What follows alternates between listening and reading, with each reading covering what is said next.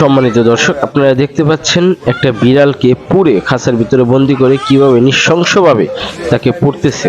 তাহলে একটা মানুষ কি পরিমাণ জানোয়ার হলে, মানে জানোয়ারও এতটা খারাপ হয় না যে রূপটা মানুষের মধ্যে এখন দেখা যায়। তো মানুষ হচ্ছে সত্যিকারে এদের যে এমন কিছু রূপ যেটা তারা দেখাতে বাধ্য হয়, এরা হচ্ছে জানোয়ারের থেকেও খারাপ। কারণ জানোয়ার থেকেও খারাপ না হলে এরকম একটা বিড়ালকে নৃশংসভাবে পুড়তে পারে জীবিত অবস্থায়। দেখেন এই বিড়ালের যে চিৎকার, হাহাকার, কান্না, এটা আমার মনে হয় যে আল্লাহর কাছে পৌঁছে গেছে। কাল কিয়ামতের ময়দানে এই বিড়ালের জন্যই তাদেরকে সম্মুখীন হতে হবে, এই বিড়ালের কাছে মাপ চাইতে হবে। একটা বিড়াল, আমি দেখে সত্যি অনেক কষ্ট লাগছে যে একটা বিড়ালকে কিভাবে নৃশংসভাবে পুড়তে পারে। এটা কিন্তু আবার ভিডিও করে রাখছে। মানুষ কি পরিমাণ খারাপ হতে পারে। আল্লাহ তাআলা সবাইকে মাফ করে দিক।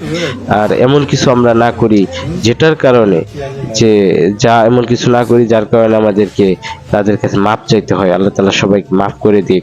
আর এদেরকে মানে, যাই হোক দর্শক, ভিডিওটা দেখেন, ভালো করে ভিডিওটা দেখেন কিভাবে নৃশংসভাবে বিলাইটার চিৎকার কলিজা পর্যন্ত, মানে যারা ভিডিও দেখছে অ্যাটলিস্ট যাদের মধ্যে মানবিকতা আছে তারা বুঝতে পারতেছে যে এই ভিডিওটা কি নৃশংসভাবে তার জানটা চলে গেছে। আর আমরা মানুষ হয়েও কিভাবে ভিডিও করি, মজা করি এই সমস্ত ভিডিও করে।